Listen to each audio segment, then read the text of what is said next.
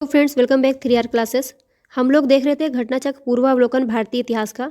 हमारा टॉपिक चल रहा था मौर्य साम्राज्य। उसमें हम अपने क्वेश्चंस को कंटिन्यू करते हैं। गाइस, क्लास शुरू करने से पहले अगर आप लोग चैनल पर नए हो तो प्लीज़ इसको सब्सक्राइब करिएगा। वीडियो पसंद आए तो इसको लाइक एंड शेयर करिएगा, नहीं पसंद आए तो डिसलाइक करिएगा, लेकिन बताइएगा ज़रूर उसका रीज़न क्या है। आइए अपना पहला क्वेश्चन देखते हैं। निम्नलिखित में से किस उभारदार मूर्ति शिल्प रिलीफ स्कल्पचर शिलालेख में अशोक के प्रस्तर रूप चित्र के साथ रानियों अशोक यानी राजा अशोक उल्लिखित है? राइट आंसर होगा ऑप्शन नंबर 1 या ए कंगन हल्ली।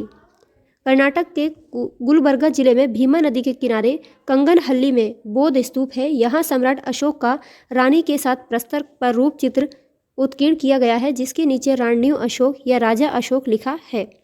निम्नलिखित में से किस एक शिलालेख में या किस एक अभिलेख में अशोक के व्यक्तिगत नाम का उल्लेख मिलता है? मास्की के अभिलेख में अशोक के व्यक्तिगत नाम का उल्लेख मिलता है।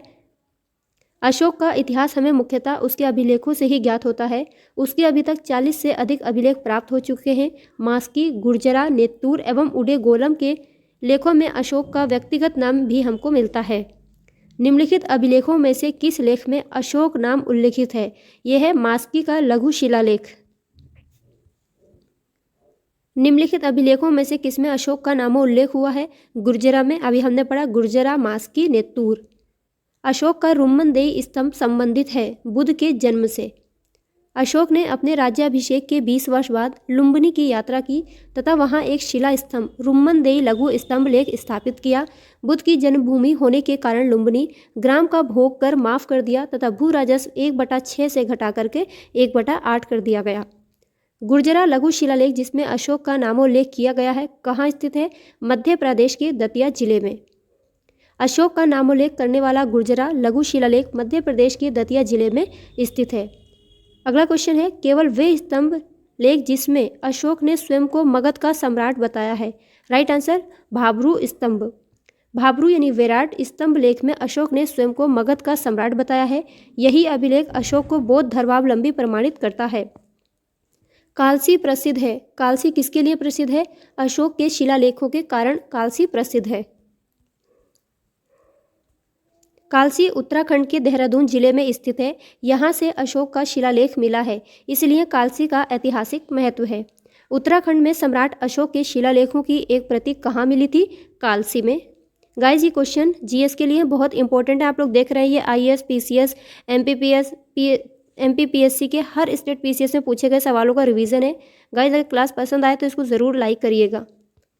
कलिंग युद्ध की विजय तथा क्षतियों का वर्णन अशोक के किस शिलालेख में है? शिलालेख इसका 13वें शिलालेख में है। अशोक के राज्यकाल की पहली बड़ी घटना कलिंग युद्ध और इसमें अशोक की विजय थी। अशोक के 13वें शिलालेख से इस युद्ध के संदर्भ में स्पष्ट साक्ष्य मिलते हैं। ये घटना अशोक के शासनकाल के 8 वर्ष बाद अर्थात 261 ईसा पूर्व में घटित हुई। इस शिलालेख में उसने कलिंग युद्ध से हुई पीड़ा पर अपना दुख और पश्चाताप व्यक्त किया है। कलिंग युद्ध का विवरण हमें ज्ञात होता है अशोक के 13वें शिलालेख से। अशोक के निम्न अभिलेखों में से पूर्ण रूपेण धार्मिक सहिष्णुता के प्रति समर्पित कौन सा अभिलेख है? अशोक का 12वां अभिलेख। अशोक के दीर्घ शिलालेख 12 में सभी संप्रदायों के सार की वृद्धि होने की कामना की गई है तथा धार्मिक सहिष्णुता हेतु पालनीय उपाय भी बताए गए हैं। निम्नलिखित में से किस शासक ने अपनी प्रजा को इस अभिलेख के माध्यम से परामर्श दिया? कोई भी व्यक्ति जो अपने संप्रदाय को महिमा मंडित करने की दृष्टि से अपने धार्मिक संप्रदाय की प्रशंसा करता है या अपने संप्रदाय के प्रति अत्यधिक भक्ति के कारण अन्य संप्रदायों की निंदा करता है, वे अपितु अपने संप्रदाय को गंभीर रूप से हानि पहुंचाता है। ऐसा किसने कहा है? अशोक ने। प्रस्तुत पंक्तियां मौर्य शासक अशोक के 12वें शिलालेख में उद्धृत हैं। अशोक के जो प्रमुख शिलालेख संगम राज्य के विषय में हमें बताते हैं उनमें सम्मिलित कौन सा है? उसका दूसरा और 13वां शिलालेख। अशोक के दूसरे और 13वें शिलालेख में संगम राज्यों चोल, पांड्य, सत्यपुत एवं केरलपुत सहित ताम्रपर्णी श्रीलंका की सूचना मिलती है। निम्नलिखित में से किस दक्षिणी राज्य का उल्लेख अशोक के अभिलेखों में नहीं हुआ है? सातवाहन का उल्लेख नहीं हुआ, जबकि चोल, पांड्य और सत्यपुत का उल्लेख हुआ है। टॉलमी फिलाडेल्फस जिसके साथ अशोक के राजनयिक संबंध थे, कहाँ का शासक था? ये मिस्र यानी यूनान का शासक था। मौर्य शासक अशोक के 13वें शिलालेख से ये ज्ञात होता है कि अशोक के 5 यवन राजाओं के साथ मैत्रीपूर्ण संबंध थे, जिनमें एंटीओक या एंटीओकस सेकंड, थियोस सीरिया का शासक, तुर्मे या तुर्माए, टोलमी सेकंड फिलाडेल्फस मिस्र का राजा, अंतकिनी एंटीगोनस ये गोनातास में सीडोनिया या मकदूनिया का राजा, मग साइरीन का शासक तथा अलिक सुंदर अलेक्जेंडर इपाइरस या एपिरस का राजा प्रमुख हैं, जिससे उसके राजनयिक संबंध थे अशोक के। अशोक का समकालीन तुर्मे कहाँ का राजा था? ये मिस्र का राजा था। गाइस, आज की क्लास में इतना ही है।